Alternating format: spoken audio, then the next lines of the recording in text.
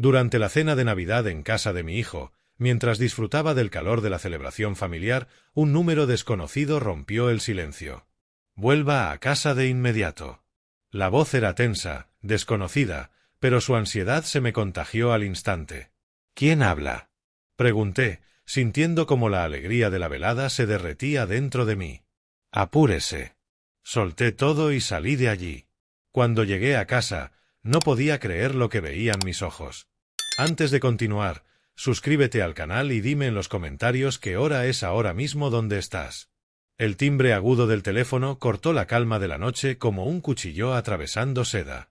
Dejé mi taza de té sobre la mesa, aún con vapor escapando de su borde, y alcancé el auricular con la expectativa de quien aguarda buenas noticias. Las luces de Navidad titilaban tras el cristal cubierto de escarcha, proyectando sombras rojas y verdes sobre mi viejo sillón de cuero. ¿Hola?, dije, con esa voz especial que uno guarda para las llamadas familiares en estas fechas. Papá. La voz de Amos me golpeó como un aire helado en pleno invierno. Fría, medida, equivocada. Hijo, justo estaba pensando en los planes para la cena de Navidad. ¿La receta del pavó de tu madre? He decidido que este año pasaremos la Navidad solo con la familia más cercana. Cada palabra cayó con la precisión de un juez dictando sentencia. Sin ti. La chimenea crepitaba detrás de mí, pero de pronto el calor no lograba llegar a mis huesos. Mis gafas de lectura se deslizaron por mi nariz mientras parpadeaba, tratando de asimilar lo que acababa de escuchar. Pero hijo, siempre hemos... ¿Qué pasó? ¿Hice algo mal? No pasó nada. Su tono llevaba la firmeza de un martillazo sobre el estrado. Solo quiero una Navidad tranquila. Baielit apoya completamente esta decisión. Sentí el pecho apretarse. Baielit, la misma que siempre se preocupaba por mi comodidad, que me guardaba el hueso de la suerte cada año, que apenas el mes pasado me llamó para pedirme la receta del relleno de Eleanor. Amos, por favor, ayúdame a entender. Hemos pasado cada Navidad juntos desde que tu madre... Esta conversación terminó, papá. Espero que lo entiendas. El zumbido del tono me taladró el oído como un avispón enfurecido. Me quedé sosteniendo el auricular durante varios latidos, mirándolo como si pudiera darme una explicación. El té en la taza se había enfriado, olvidado. Mis manos temblaban levemente cuando por fin devolví el teléfono a su base. El viejo reloj de péndulo del pasillo marcó las 8. Cada campanada parecía repetir la misma frialdad en la voz de mi hijo. Me quedé inmóvil en el sillón, mirando las luces navideñas a través de un velo de lágrimas que difuminaba el paisaje. Pasaron minutos, quizá horas. La chimenea ya solo guardaba brasas apagadas cuando finalmente me levanté con pasos inseguros y me acerqué a la ventana. Mi reflejo me devolvió la mirada desde el vidrio oscuro. Un hombre de 68 años que, de repente, parecía cargar cada uno de sus años. Tras mi silueta fantasmal, la nieve comenzaba a caer en copos lentos y espesos. Apoyé la palma contra el cristal helado, sintiendo como el frío mordía mi piel. Las casas vecinas brillaban con luz cálida. Familias reunidas alrededor de la mesa, compartiendo historias y risas. Los Henderson, al otro lado de la calle, habían colocado su árbol frente a la ventana. Los regalos ya esperaban bajo las ramas verdes. Mi aliento empañó el cristal mientras susurraba a mi reflejo. ¿Qué hice mal, Eleanor? El silencio que me respondió pesaba más que la nieve acumulándose afuera. Con un dedo tracé figuras sin sentido sobre el vidrio empañado, mientras mi mente repasaba cada interacción con Amos en los últimos meses. ¿Había sido demasiado insistente en mantener las tradiciones familiares? ¿Demasiado aferrado a la memoria de Eleanor en nuestras costumbres navideñas? La luz de la cocina de los Peterson, mis vecinos, se apagó de golpe, dejando solo las farolas iluminando la nieve con un resplandor ámbar. Miré cada copo bailar bajo esa luz, recordando cómo Amos, de niño, pegaba la nariz contra este mismo cristal, contando copos y rogándome que le leyera historias de aventuras invernales. Ese niño me parecía ahora un extraño. Mis dedos, endurecidos por la artritis, se apartaron al fin del frío cristal, dejando apenas una huella difusa. 2 horas y media habían pasado desde que me alejé de la ventana. El fuego se había apagado del todo, dejando cenizas frías y el olor persistente de roble quemado. Las luces de los vecinos se fueron apagando una a una, hasta quedar solo algunas lámparas de porche proyectando charcos solitarios de luz sobre la nieve. Me dejé llevar hacia la cocina, los movimientos guiados por la memoria mecánica de preparar una cena que no pensaba comer. El microondas zumbó al calentar la sopa de la mañana, pero apenas lo escuchaba. Mi mente seguía girando en torno a la voz de Amos, buscando señales que quizá había pasado por alto. El listín telefónico. Podría llamarlo, disculparme, lo que fuera. Saqué la pesada guía amarilla del cajón bajo la encimera, pero junto a ella cayó algo más. El viejo álbum de fotos de Eleanor. Su cubierta de cuero agrietada por los años. Mis manos temblaban mientras lo abría por la primera página. Amos con 5 años, sonrisa mellada de oreja a oreja, abrazando un avión de madera bajo el árbol de Navidad. Su pijama arrugado por el sueño, su pelo oscuro rebelde en todas direcciones. La alegría pura en aquel rostro me oprimió el pecho. Pasé la página con cuidado, el plástico protector crujía bajo mis dedos. Eleanor, en nuestra vieja cocina, con harina cubriéndole el cabello como si fuera nieve, riéndose de algo que yo había dicho mientras extendía masa para galletas. Su vestido verde, el mismo de cada Nochebuena, manchado de ingredientes, pero con una sonrisa tan luminosa que podría haber encendido todas las luces del vecindario. Eleanor, ¿por qué todo cambió tanto? Susurré a su imagen congelada. Cuando estabas aquí, éramos una verdadera familia. La siguiente foto me dejó sin aliento. Los 3 juntos. Eleanor sosteniendo al pequeño Amos contra su pecho. Mi yo más joven con un brazo rodeándolos a ambos. Todos sonriendo a la cámara como si nada pudiera rompernos jamás. Acaricié con la yema de los dedos el rostro de Eleanor. Recordé aquella mañana de Navidad, hace 15 años, Amos bajando las escaleras con sus pijamas de Superman. Eleanor horneando sus famosos rollos de canela mientras yo fingía sorpresa ante su entusiasmo. Ese día me pidió que le leyera La noche antes de Navidad 3 veces, acurrucado en mi hombro con los dedos manchados de chocolate y los ojos llenos de asombro. ¿Cuándo se apagó ese asombro? ¿En qué momento mi hijo se convirtió en este extraño tan frío, capaz de apartarme de su vida con la precisión de un bisturí? Pasé más páginas.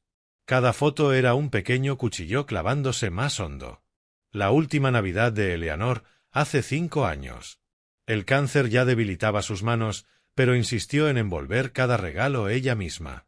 Amos vino menos ese año. Siempre excusas de trabajo, obligaciones, que yo preferí creer en lugar de cuestionar. Mantén unida a la familia, Truman, me susurró Eleanor en su última semana, sus ojos, antes brillantes, ya nublados por la morfina y la preocupación. Prométeme que no dejarás que la distancia se interponga entre tú y Amos. Le había prometido. ¿La había fallado tan por completo? El microondas pitó con insistencia, pero lo ignoré. La sopa podía quedarse ahí toda la noche. Nada importaba, salvo esos momentos congelados en que aún éramos enteros. 3 veces marqué los primeros dígitos del número de Amos, pero siempre colgué antes de terminar. ¿Qué podía decir? ¿Qué palabras cerrarían este abismo abierto de repente? El reloj de péndulo marcó las 11:30. Cerré el álbum con cuidado, pero saqué una foto, Eleanor riendo en la cocina. Esa la puse en mi mesita de noche, donde pudiera verla al despertar. Tal vez, ella me ayudaría a entender que había salido tan mal con nuestro hijo. Al desvestirme para dormir, el lado de la cama donde solía estar Eleanor se veía inmenso y vacío, como lo había estado durante 5 largos años. Pero aquella noche se sentía aún más hueco, como si perder también a Amos hubiera duplicado la soledad que ya habitaba en esas habitaciones. Programé el despertador a las 8, vieja costumbre de 40 años de trabajo imposible de matar, y me cubrí hasta la barbilla. A través de la ventana del dormitorio, la nieve seguía cayendo de forma constante, cubriendo el vecindario con un blanco impecable que por la mañana no sería más que barro gris. Guardé el álbum de fotos en el cajón, pero no antes de susurrar una última pregunta a la oscuridad. ¿Dónde está aquel niño que me rogaba que le leyera cuentos antes de dormir? La luz de la mañana se filtró a través de unas cortinas mal abiertas, proyectando sombras grises sobre mi mesa de desayuno arrugada. El periódico descansaba doblado junto a un cuenco de avena ya fría, mientras yo repasaba los obituarios, un hábito que cada año parecía más relevante. La foto de Eleanor me sonreía desde la mesita de noche, pero ni siquiera su aliento de ánimo lograba levantar el peso que me oprimía el pecho. El timbre electrónico del teléfono me hizo saltar, la cuchara chocando contra el cuenco de cerámica. Después de la llamada de ayer, cualquier número inesperado se sentía como una emboscada.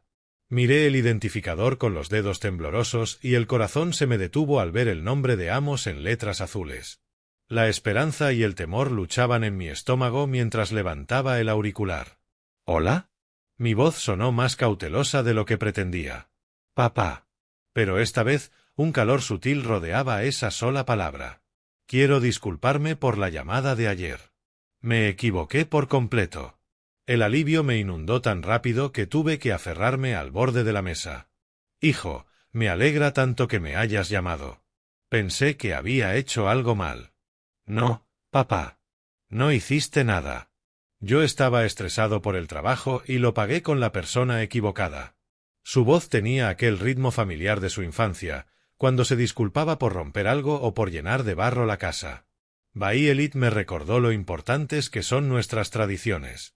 Queremos que vengas a cenar en Navidad, después de todo. Claro que iré. Las palabras se me escaparon antes de pensarlo. Prepararé la receta de pavó de tu madre y llevaré la salsa de arándanos. Eso suena perfecto, papá. Trae todo lo que sueles preparar. Hizo una pausa, y algo en ese silencio me hizo golpear accidentalmente mi taza de café. Baielit está deseando verte. Los niños han estado preguntando por las historias del abuelo Truman. Pero bajo su entusiasmo había algo extraño. Se escuchaba ensayado, apresurado, como si leyera un guión en lugar de hablar con el corazón. Amos, ¿qué te hizo cambiar de opinión tan de repente? Ayer estabas tan seguro. Solo me di cuenta de mi error, eso es todo. Sus palabras salieron rápidas, atropelladas, tapando mi pregunta. Escucha, debo irme. El trabajo llama, ya sabes cómo es. Nos vemos el día de Navidad, al mediodía. Espera, hijo. Podemos hablar un momento. Te quiero, papá. Nos vemos pronto. La línea quedó muerta antes de que pudiera terminar la frase. Me quedé sosteniendo el auricular, mirándolo como si pudiera darme respuestas que ni siquiera sabía formular. Por un instante, la alegría pura había recorrido mis venas. La Navidad estaba salvada. La familia restaurada. Los temores de Eleanor desmentidos. Pero en el silencio que siguió, la duda se coló como aire frío por una ventana mal cerrada. Algo en la voz de Amos no sonaba a mi hijo. Las palabras eran correctas, la disculpa adecuada, pero la entrega era hueca, mecánica, como si estuviera marcando casillas de una lista en lugar de intentar sanar una herida. Me levanté bruscamente, caminando hasta la ventana de la cocina. La nieve del día anterior había convertido el jardín en un paraíso invernal. Los niños Peterson ya estaban afuera construyendo un muñeco de nieve, su risa atravesando el aire quieto. Familias normales, haciendo cosas normales, en una mañana normal de diciembre. ¿Por qué esto no se siente normal? Quizá estoy exagerando, murmuré hacia la memoria de Eleanor, volviendo al salón. Se disculpó, quiere que esté allí. ¿No es eso lo que importa? Pero mientras avanzaba en mi rutina matutina, platos en el fregadero, periódico al reciclaje, taza de café enjuagada y seca, esa sensación de inquietud crecía más fuerte. Amos había evitado cada intento de conversación más profunda, colgando con prisa como si temiera que yo hiciera las preguntas equivocadas. ¿Qué preguntas serían esas? Tomé de nuevo el teléfono, marqué los 3 primeros dígitos de su número y me detuve. ¿Qué iba a decir? Hijo, tu disculpa sonó falsa. ¿Por qué colgaste tan rápido? ¿Puedes demostrarme que realmente quieres que esté allí? Incluso en mi cabeza sonaba paranoico. Dejé el teléfono y caminé hacia la cocina, repasando mentalmente lo que necesitaría para preparar la cena de Navidad. El pavó tardaría horas, la salsa debía hacerse fresca y la receta de relleno de Eleanor requería ingredientes que ya no tenía en casa. Pero al tomar el bloc de notas, mi mano se quedó suspendida. Algo que Amos había dicho volvió a resonar. Baielit me recordó lo importantes que son nuestras tradiciones. ¿Desde cuándo necesitaba Baielit recordarle eso? Amos había crecido con esas tradiciones, Las había vivido cada año hasta la muerte de su madre. ¿Y por qué mencionar de forma tan específica el apoyo de Bayelit? Como si necesitara su permiso para invitar a su propio padre a Navidad. Me quedé mirando la hoja en blanco, el bolígrafo temblando, mientras la inquietud se afianzaba más profundo en mis huesos. 3 días de propósito siguieron a esa confusa llamada. Me desperté el 22 de diciembre con una energía que no sentía desde la partida de Eleanor, tarareando viejos villancicos mientras preparaba mi café. El bloc junto al cuenco de cereal se llenó rápido de listas y menús, cada cosa marcada y revisada 2 veces. Pavó, salsa de arándanos, relleno de Eleanor, murmuré golpeando el bolígrafo contra la mesa gastada. Todo tiene que ser perfecto. La carnicería de Maple Street hervía de clientes, pero esperé paciente mi turno, decidido a conseguir el ave ideal. Necesito el mejor pavó que tenga, le dije al carnicero, un hombre de rostro redondo y delantal manchado por su oficio. Ah, reunión familiar. Lo entiendo. Tengo justo lo que busca. El pavó de 10 kilos que me mostró parecía sacado de una revista, redondo, impecable, con una piel que doraría a la perfección. Pagué sin regatear, ya imaginando el momento de llevarlo a la cocina de Amos. El 23 de diciembre me llevó al centro comercial, abarrotado de gente como un banco de peces entre luces brillantes. En la juguetería me abrumaron las opciones hasta que vi un modelo de avión. Una Cessna clásica que me recordó al avión de madera de aquella vieja foto. Para Sara, escogí un set de arte con lápices de colores alineados como un arco iris en una caja de madera. Esa noche recogí hierbas de mi huerto de invierno, sus tallos secos crujían entre mis dedos. La receta del adobo de Eleanor, en su letra cuidada, descansaba contra el azucarero mientras picaba ajo y deshojaba romero. Eleanor, espero recordarlo bien, le susurré a su foto en la ventana. Esto tiene que salir perfecto. El adobo se convirtió en una pasta fragante de ajo, romero, tomillo, aceite de oliva y el secreto de Eleanor, un chorrito de vino blanco. Lo masajeé bajo la piel del pavó con la delicadeza de quien realiza un ritual antiguo de reconciliación.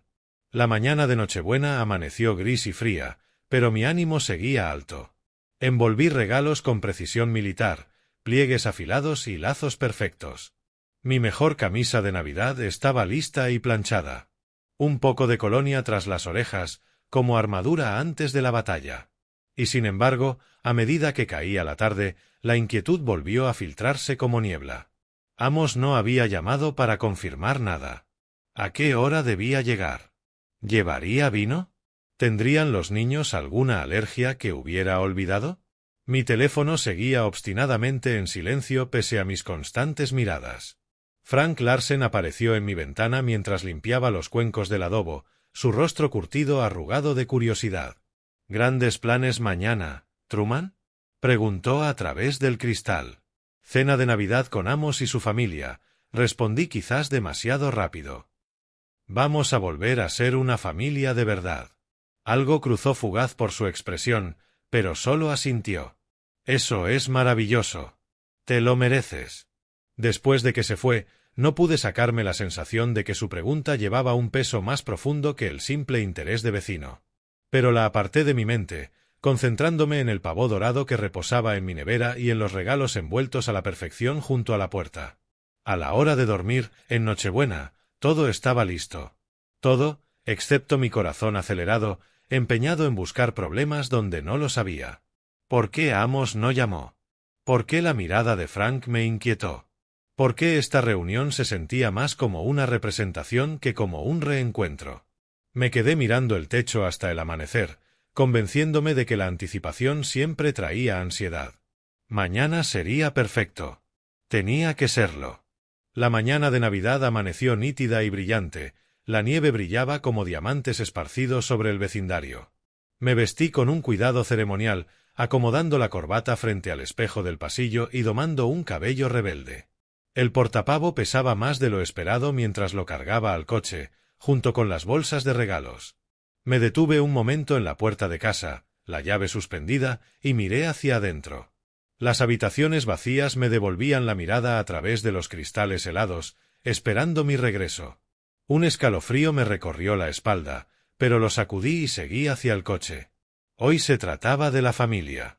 Hoy se trataba de sanar.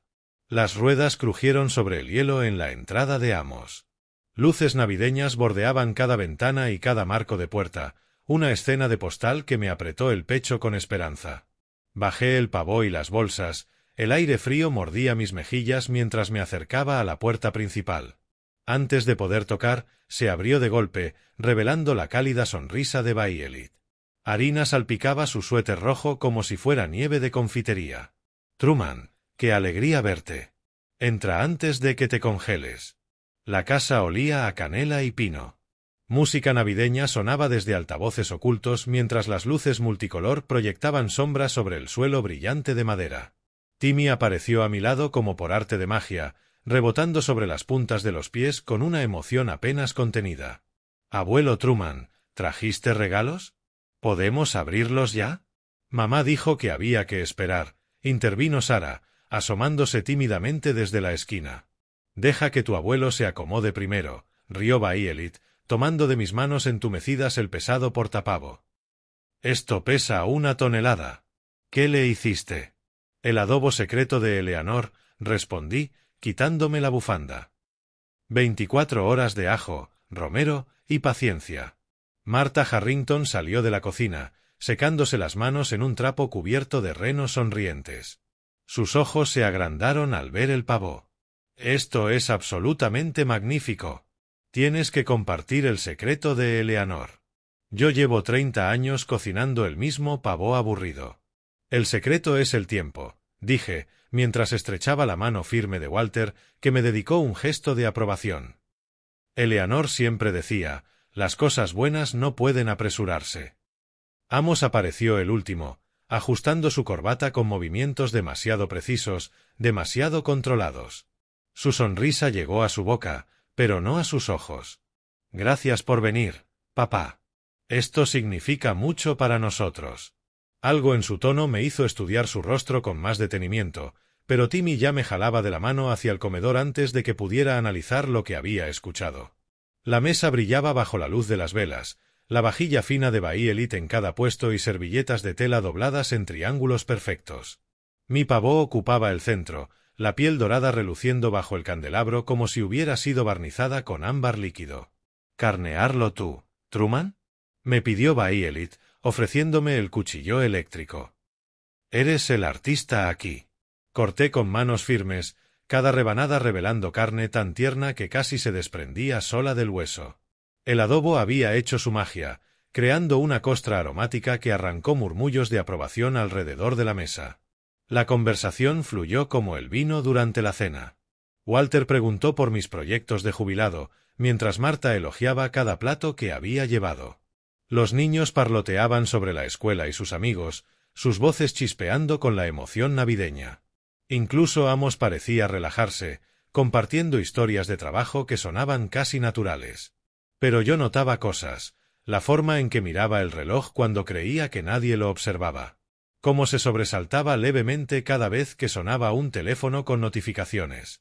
Su risa tenía las notas correctas, pero por debajo había un eco hueco, como si resonara en un cuarto vacío.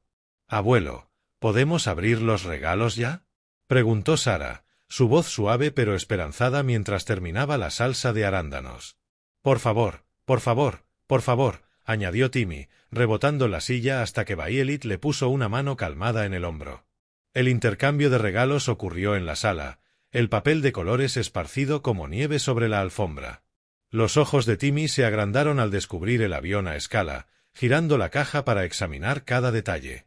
«Una Cessna, igual que en el show aéreo. ¿Podemos armarla juntos?». «Por supuesto», prometí, sintiendo calor expandirse en mi pecho. «Para eso están los abuelos». Sara abrazó fuerte su set de arte, ya imaginando las obras con los lápices brillando como joyas en su caja de madera. «Voy a dibujar a toda la familia», anunció con solemnidad.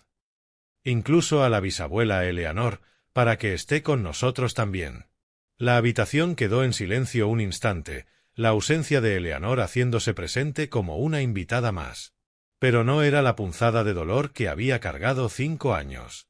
Se sentía más suave, como si ella sonriera desde el lugar de donde vienen esas sonrisas. A ella le hubiera encantado, dije, con la voz más áspera de lo que pretendía. Conforme avanzaba la tarde, el calor de la comida se asentó sobre nosotros como una manta cómoda. Walter y yo hablamos de béisbol mientras Marta ayudaba a Baielit con los platos. Los niños jugaban en el suelo con sus nuevos tesoros, sus risas componiendo la banda sonora alegre de la conversación adulta. Aflojé la corbata y me recosté en el sillón que Baielit había designado como mío, sintiéndome más en paz de lo que había estado en meses. Eso era la Navidad. La familia unida, las tradiciones vivas, el amor compartido entre generaciones. Mi teléfono vibró contra el pecho, un zumbido suave pero insistente desde el bolsillo de mi chaqueta. Lo ignoré al principio, sin querer romper el hechizo de aquella velada perfecta. Pero volvió a vibrar, más insistente, como una trampa. «Disculpadme un momento», dije a Walter, que me hablaba de la destreza de su nieto en el béisbol. Me escabullí hacia el pasillo, el teléfono insistiendo contra mis costillas. El pequeño lavabo ofrecía privacidad, la puerta cerrándose con un clic que apagó los sonidos cálidos de la familia.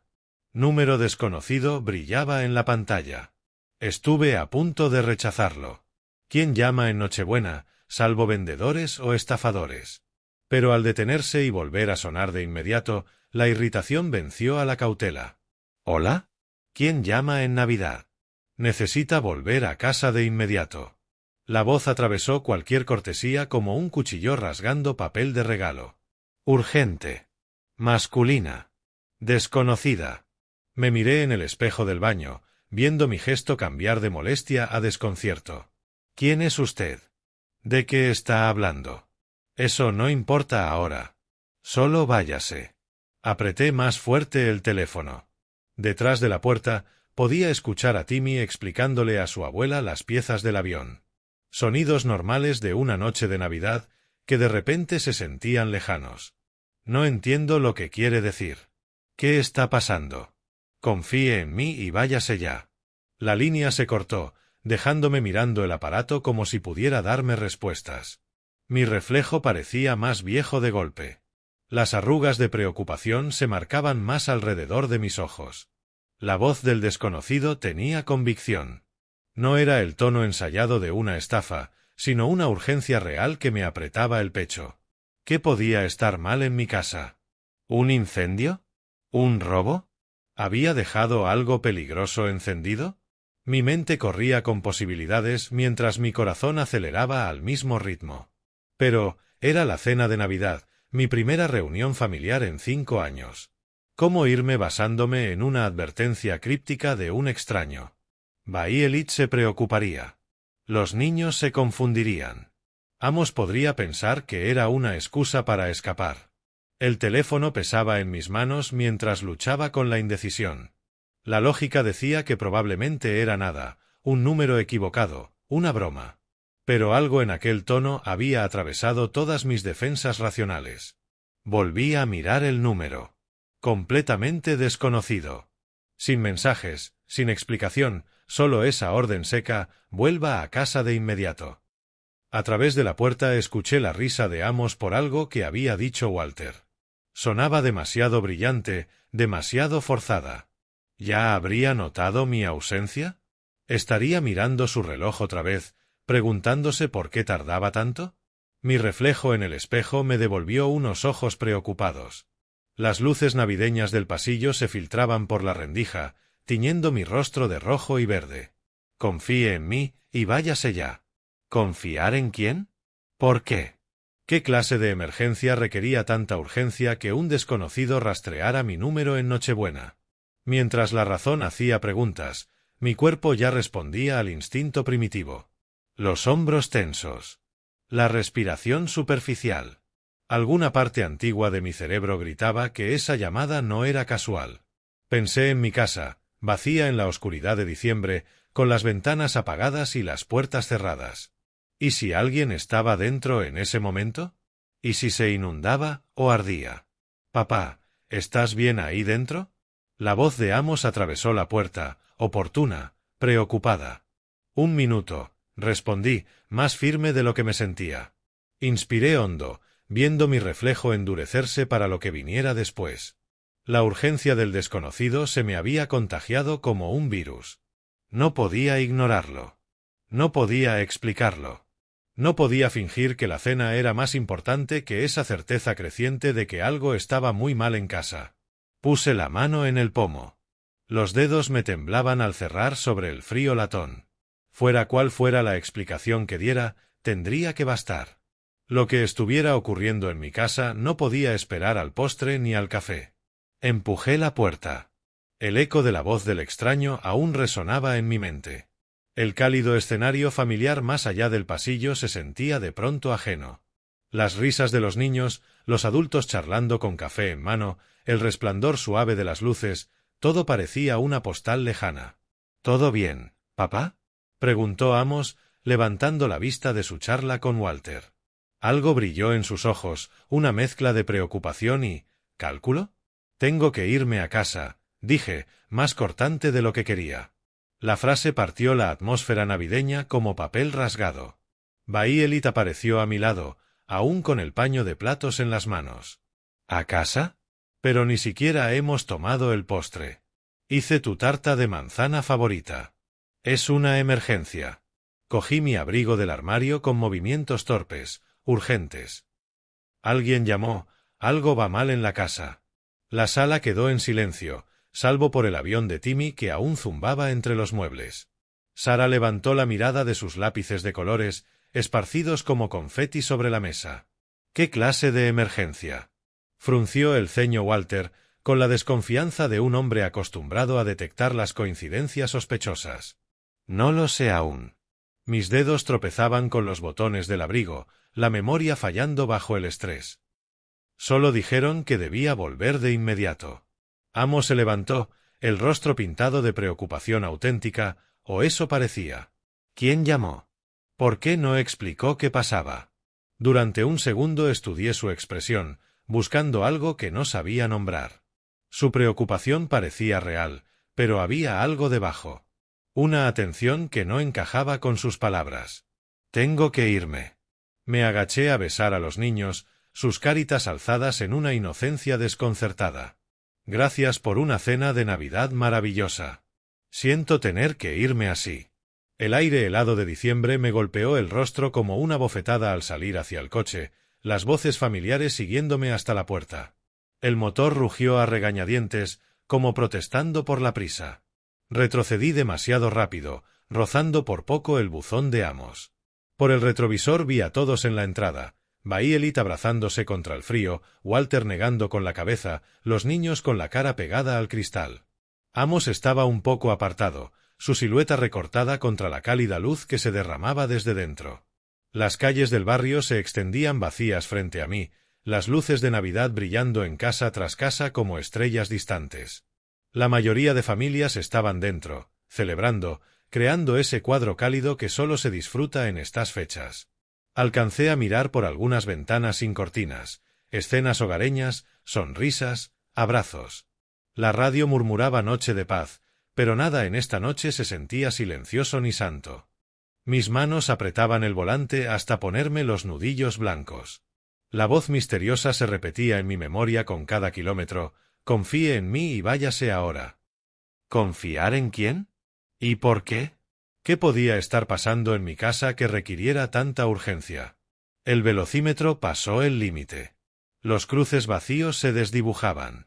Me salté un semáforo en amarillo, luego otro, empujado por un instinto primitivo que gritaba peligro, aunque mi lógica no encontrara pruebas.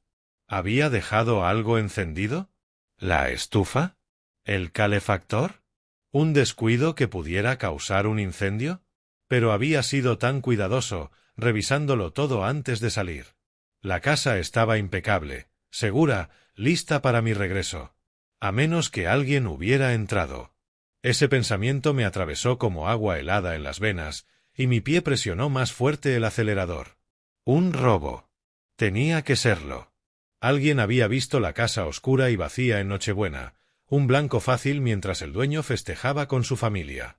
Pero, ¿cómo habían conseguido mi número? ¿Cómo sabían que yo no estaba en casa?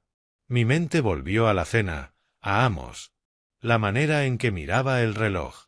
Esa risa forzada. El alivio en su rostro cuando anuncié mi partida. ¿Eran imaginaciones mías o casi parecía ansioso de que me fuera. El pensamiento me revolvió el estómago. Sonaba desleal, impropio de un padre que debería confiar en su hijo. Pero la sospecha ya había echado raíces, creciendo más fuerte con cada metro recorrido.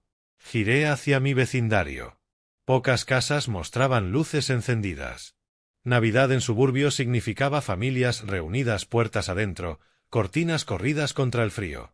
Condiciones perfectas para un crimen. Mi casa se alzaba oscura al final de la calle, tal como la había dejado horas antes. Pero algo no cuadraba. Un detalle sutil, invisible a simple vista, que me erizó la piel antes de poder identificarlo. En vez de aparcar en mi entrada, lo hice detrás del viejo roble de Frank Larsen. El instinto pedía sigilo. El motor se apagó con un tic-tic metálico.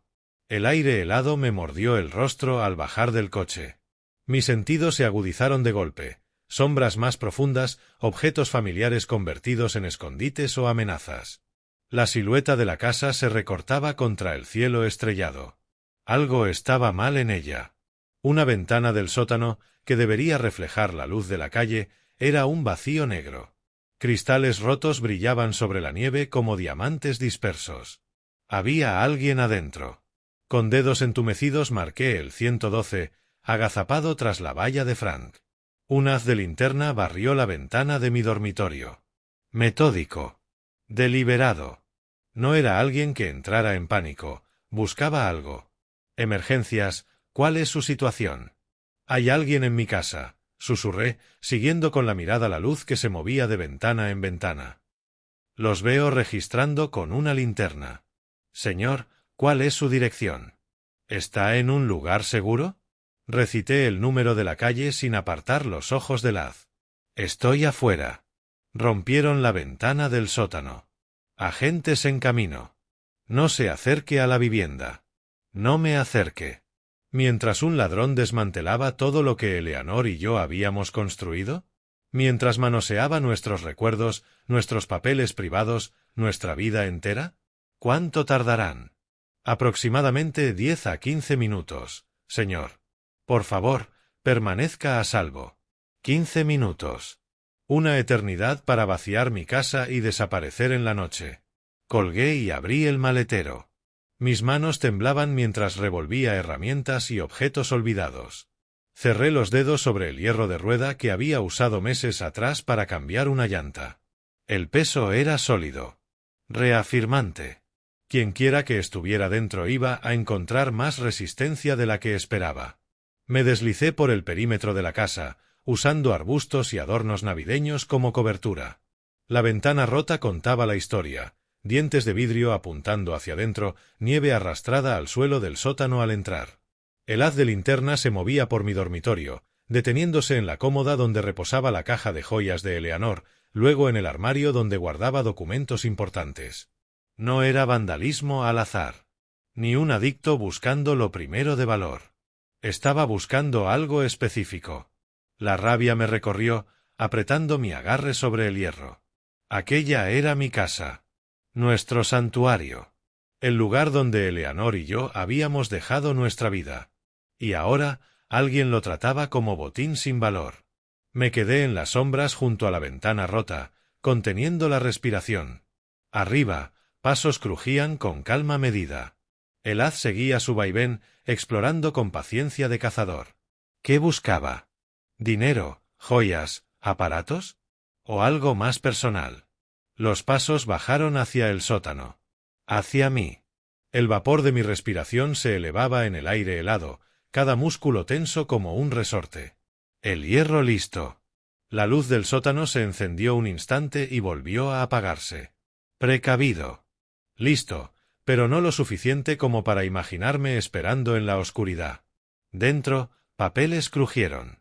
Documentos siendo revisados, separados, escogidos. El sonido me revolvió el estómago. Eran registros íntimos, escritos con las manos de Eleanor, piezas de nuestra vida arrancadas de su sitio. Un cajón golpeó suave, una silla arrastrada. El registro continuaba con calma, con la seguridad de quien sabe que tiene tiempo. El haz se acercó al ventanuco, proyectando sombras alargadas en la nieve. Contuve el aire. Un segundo más. Un bolso oscuro apareció primero, repleto de papeles y pequeños objetos. Luego una pierna tanteando el marco, evitando los cristales. Otro segundo. El torso emergió y la claridad me golpeó con violencia. Oulten Reed. Se irguió en mi jardín, cargando el bolso hinchado, sin imaginar que no estaba solo. Oulten. Salí de las sombras con el hierro en alto, mi voz cortando el aire como un látigo. Se giró de golpe, casi perdiendo pie en la nieve. El bolso cayó, papeles desparramándose como confeti sobre el blanco. Su rostro palideció bajo la tenue luz. Truman, yo no quería. No fue idea mía. ¿Entonces de quién? Avancé, el hierro pesando en mi mano como un juez silencioso. Reconocí de inmediato los documentos entre la nieve, el testamento de Eleanor, extractos bancarios, certificados de acciones. Oulten levantó las manos, acorralado contra la pared. Él dijo que estarías horas en la cena. Dijo que nunca lo sabrías. ¿Quién dijo eso? Pero la respuesta ya se estaba cristalizando como hielo en mi pecho. Amos. Él sabía que estarías fuera. Las palabras salieron en un torrente de pánico. Él planeó toda esta reunión solo para que yo. El hierro resbaló de mis dedos, cayendo en la nieve con un golpe ahogado. Mi hijo te envió. Oulten asintió, miserable, lágrimas congelándose en sus mejillas. Necesitaba el testamento de Eleanor. Los certificados de Boyne. Dijo que ibas a donar millones a caridad en vez de a la familia. Cada palabra era un golpe físico. Tropecé hacia atrás, mirando los papeles desperdigados, la letra de Eleanor en documentos legales, certificados por sumas que podrían cambiar vidas. Nuestra vida, reducida a botín. La cena, mi voz era apenas un susurro. La disculpa, la invitación, todo era falso. Está desesperado, Truman, balbuceó Oulten, arrodillado, recogiendo papeles con manos temblorosas. Deudas de juego, malas inversiones, le debe dinero a gente que no perdona retrasos. Sentí las piernas flaquear mientras la traición se instalaba en mi sangre como veneno.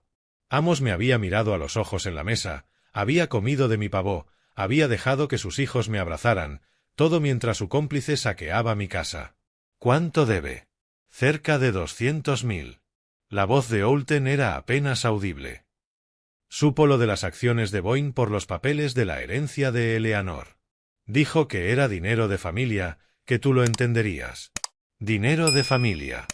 El legado de Eleanor, invertido y cuidado durante décadas, reducido a pago de deudas de juego. Me agaché y tomé un certificado de entre la nieve. El nombre de Eleanor brillaba en la parte superior. 2.3 millones en acciones de Boyne. Las había comprado con su salario de maestra, dólar a dólar, durante los años difíciles de la compañía. Su colchón para la vejez, su escudo contra la incertidumbre. Y mi hijo iba a robarlo. Oulten no intentó seguir recogiendo papeles. Dijo que ni lo notarías. Que la gente mayor no necesita tanto dinero. La crueldad de esas palabras quebró algo en mí. 68 años reducidos a irrelevancia. La memoria de Eleanor convertida en botín. Miré a Oulten. Miré los documentos esparcidos en la nieve. Y luego, la ventana rota de mi sótano, como una herida abierta en el corazón de mi hogar. Todo lo que había creído de mi hijo, nuestra relación, la esperanza de sanar, eran mentiras construidas sobre avaricia y desesperación. Mi teléfono comenzó a sonar, un pitido electrónico que desgarró el silencio invernal. Miré la pantalla. Amos estaba llamando. Seguramente se pregunta por qué te fuiste tan pronto de la cena, murmuró Oulten con miseria. Se va a enfadar mucho cuando sepa que me atraparon. Me quedé mirando el nombre de mi hijo en la pantalla, el pulgar suspendido sobre el botón de respuesta. Detrás de mí, las sirenas de la policía aullaban cada vez más cerca, un coro lejano que se transformaba en urgencia. Frente a mí, desparramados en la nieve, yacían los restos de la confianza de Eleanor y de mi fe en la familia. El teléfono seguía sonando, insistente como la culpa, demandante como la avaricia. Las luces rojas y azules comenzaron a estallar entre las ramas desnudas de los árboles, un retorcido espectáculo navideño en medio del caos.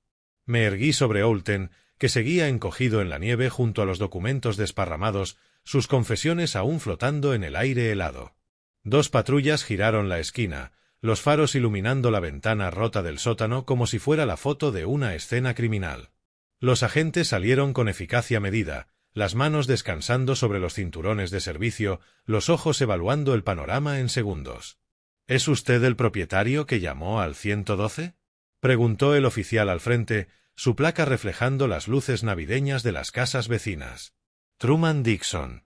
Esta es mi casa, y ese hombre entró a robar —señalé a Oulten, que levantó aún más las manos, como rindiéndose a un ejército en vez de a 2 policías de barrio. El segundo agente se arrodilló a su lado, iniciando el ritual de los derechos y las esposas, mientras su compañero se centraba en mí. —¿Qué fue lo que sustrajo, señor Dixon? Recogí el testamento de Eleanor de la nieve húmeda. Los bordes estaban manchados, pero el texto seguía legible. Se llevó documentos financieros. El testamento de mi difunta esposa. Certificados de acciones de Boeing valorados en más de $2 millones. Información bancaria. ¿2 millones? Las cejas del agente se arquearon al examinar los papeles mojados. Eso entra en la categoría de gran robo. Entonces apareció Frank Larsen desde su casa, con la bata de baño ceñida sobre el pijama y las zapatillas crujiendo en la nieve. Su rostro curtido mostraba alivio mezclado con preocupación mientras observaba la escena. —¿Fuiste tú quien me llamó? —pregunté, las piezas encajando al fin. —Vi a alguien con una linterna dentro de tu casa. Sobre las 9, asintió hacia los agentes. No podía ignorarlo en Nochebuena. Busqué tu número en el directorio del vecindario. Salvaste más que mis posesiones esta noche, le apreté el hombro, agradecido de que aún existieran vecinos dispuestos a involucrarse. El oficial principal nos observaba, comprendiendo poco a poco. Entonces no fue un robo al azar. El señor Reed sabía que la casa estaría vacía. Es amigo de mi hijo, dije, las palabras amargas en mi boca. Mi hijo sabía que estaría en su casa para la cena de Navidad. Planeó todo esto. Oulten, ya esposado y sentado en la parte trasera del coche patrulla, miraba por la ventanilla con la expresión de quien ve su futuro desmoronarse. El agente que tomaba mi declaración asentía con gravedad mientras emergían los detalles, las deudas de juego, el plan, la manipulación de las tradiciones navideñas familiares. Mi teléfono sonó otra vez. El pitido electrónico parecía una burla en medio del procedimiento oficial. Amos. El nombre en la pantalla brillaba como una acusación. ¿Debería contestar? Pregunté al oficial. Hágalo. Puede ser interesante escuchar lo que diga. Acepté la llamada y activé el altavoz para que todos oyeran. Hola, ¿Amos? Papá, ¿dónde estás? Todos estamos preocupados. Su voz llevaba la mezcla exacta de preocupación y desconcierto. Ha pasado más de 1 hora. Ya voy de regreso, hijo. Tenemos que hablar. El silencio se extendió en la línea. Casi podía escuchar la mente de Amos calculando cómo interpretar mi tono. ¿Está todo bien? Suenas distinto. Todo quedará claro muy pronto. Colgué antes de que pudiera preguntar más. Los agentes terminaron su papeleo mientras yo recogía los documentos desperdigados. Cada hoja era un pedazo del legado de Eleanor, casi robado por su propio hijo. Los certificados de Boeing pesaban más en mis manos que lo que su papel permitía. 30 años de inversión meticulosa, dólar a dólar desde el sueldo de maestra de Eleanor. Necesitaremos que venga mañana a ratificar su declaración, me dijo el oficial, entregándome su tarjeta. El señor Reed será acusado de allanamiento, intento de gran robo, y quizá otros cargos según lo que aparezca. Frank me acompañó hasta mi coche mientras las patrullas se alejaban. El rostro pálido de Oulten seguía visible tras la ventanilla, como un fantasma del futuro de Navidad. ¿Seguro que puedes volver ahí? Me preguntó Frank. Esa conversación será dura. Miré mi casa una última vez. La ventana rota. La nieve revuelta. La corona navideña en la puerta, que de pronto parecía burlarse del concepto de paz en la tierra. Hay conversaciones que no pueden esperar, Frank. Hay verdades que deben decirse cuando aún están frescas. El motor protestó con un rugido ronco antes de encender. Retrocedí despacio, los faros barriendo la puerta de mi casa, los lazos rojos brillando como un contraste cruel con la destrucción familiar que estaba a punto de desatar. Pero el testamento de Eleanor descansaba seguro en el asiento del copiloto, rescatado de la traición. Pasara lo que pasara, su legado estaría protegido.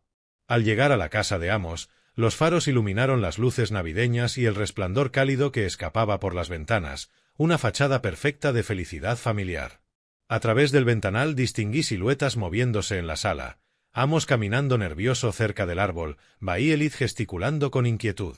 Los documentos recuperados yacían en el asiento como pruebas en un juicio. El testamento de Eleanor, apenas húmedo pero legible, los certificados de Boyne con su firma cuidadosa de décadas atrás. Los tomé con delicadeza, cada hoja convertida en un arma para la verdad que estaba por desatar. No toqué el timbre. Seguían siendo familia, aunque esa palabra estuviera envenenada por la avaricia. Abrí la puerta. Dentro me recibió una escena de aparente normalidad. Baielit doblaba paños de cocina, Walter hojeaba una revista, Marta resolvía un crucigrama. Los niños jugaban en la alfombra con sus nuevos juguetes. Todos levantaron la vista al verme entrar. Y en el rostro de Amos vi la transformación, del alivio a la confusión, hasta el creciente pánico al notar mi expresión. Truman, gracias a Dios. Baielit corrió hacia mí, la preocupación genuina marcándole el rostro. ¿Qué ocurrió? Te ves fatal. Pregúntale a tu esposo qué ocurrió, Baielit. Coloqué los documentos sobre la mesa de centro con ceremonia deliberada, acomodándolos para que todos pudieran ver, la caligrafía de Eleanor en el testamento, los membretes oficiales de Boyne en los certificados, los números de cuenta en los extractos bancarios. Amos los miraba como si fueran la prueba de su propia condena. Papá, no entiendo de qué estás hablando. Estos, dije, manteniendo la voz firme, son el testamento de Eleanor y los certificados de acciones de Boyne que Oulten intentó robar esta noche. Dejé que los hechos hablaran por sí solos. Ahora mismo está bajo custodia, acusado de allanamiento e intento de gran robo. La revista se resbaló de las manos de Walter. ¿Certificados de acciones? ¿Qué acciones?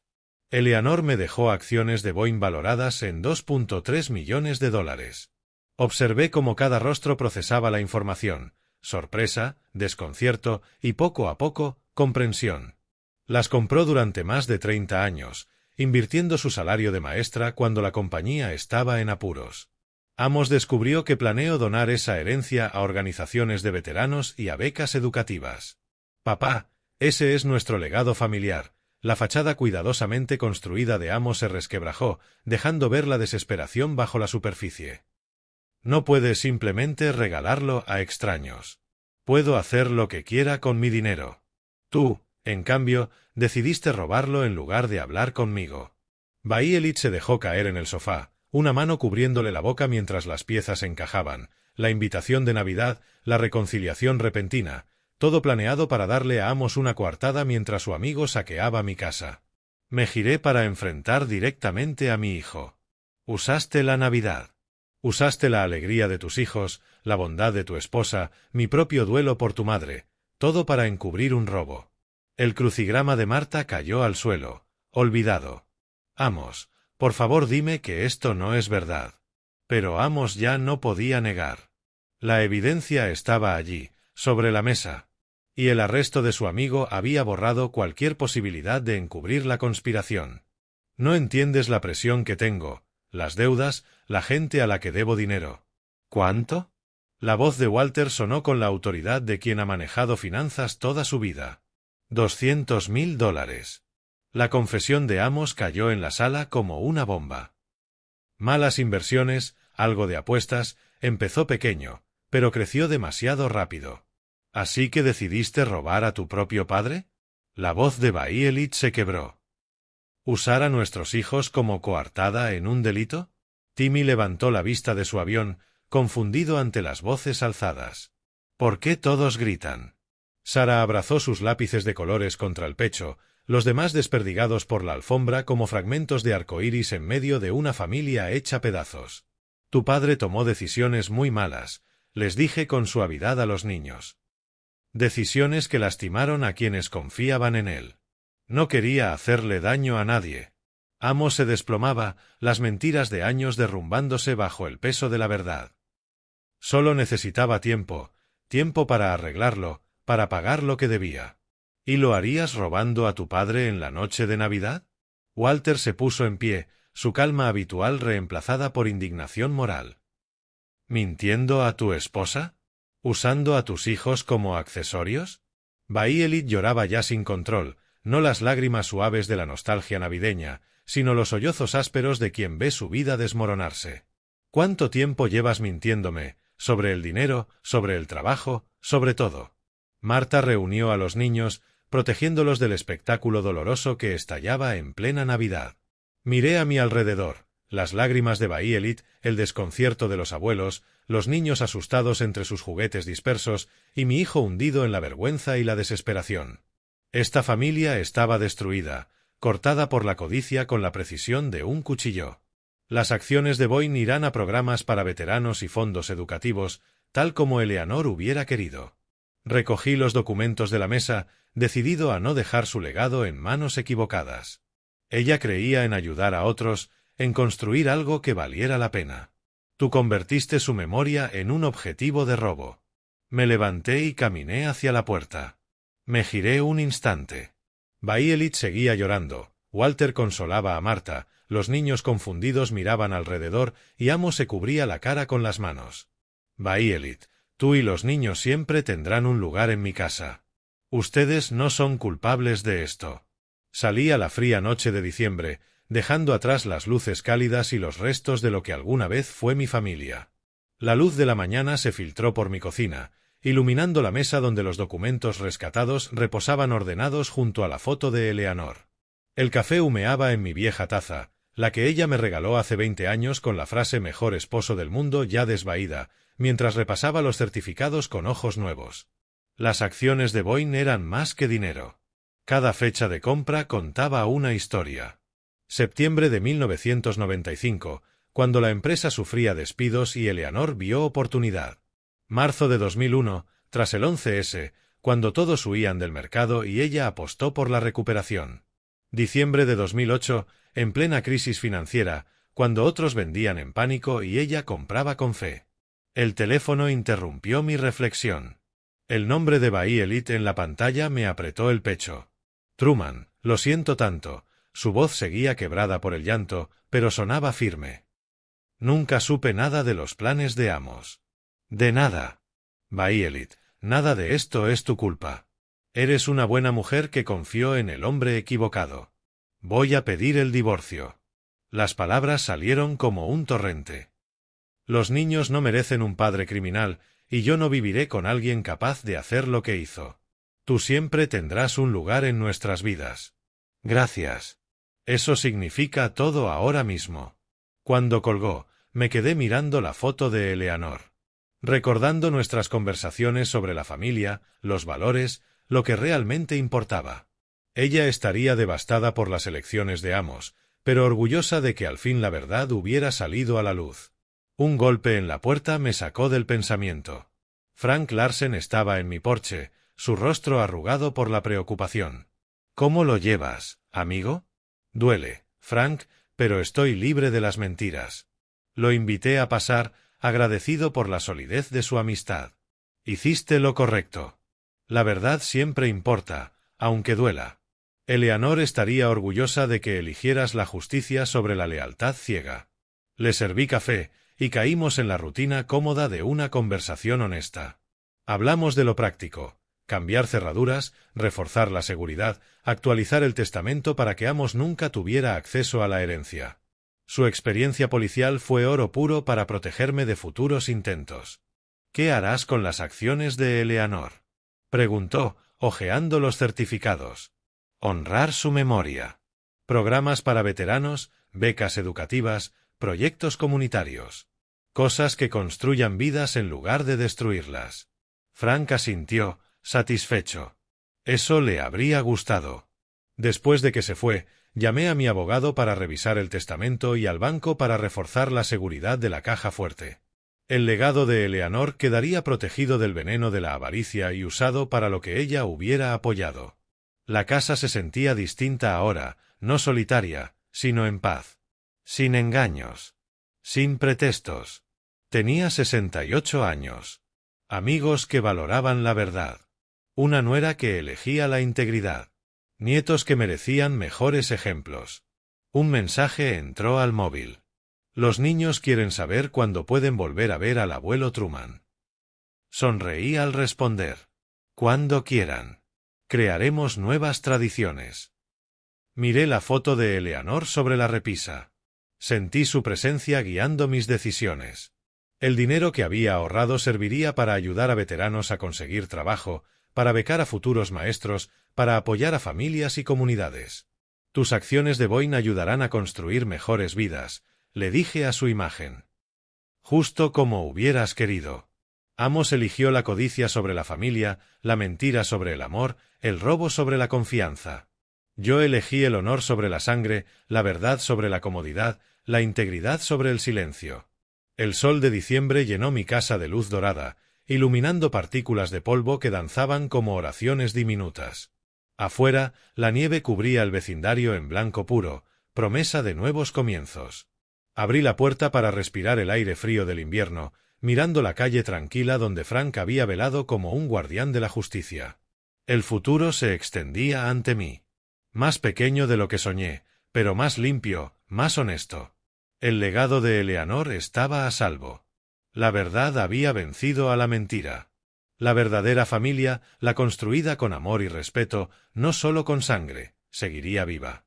Y eso era suficiente. Era todo. Si te ha conmovido esta historia, dale me gusta al vídeo, suscríbete al canal y cuéntanos en los comentarios qué opinas. Para escuchar la siguiente historia, haz clic en la caja de la izquierda.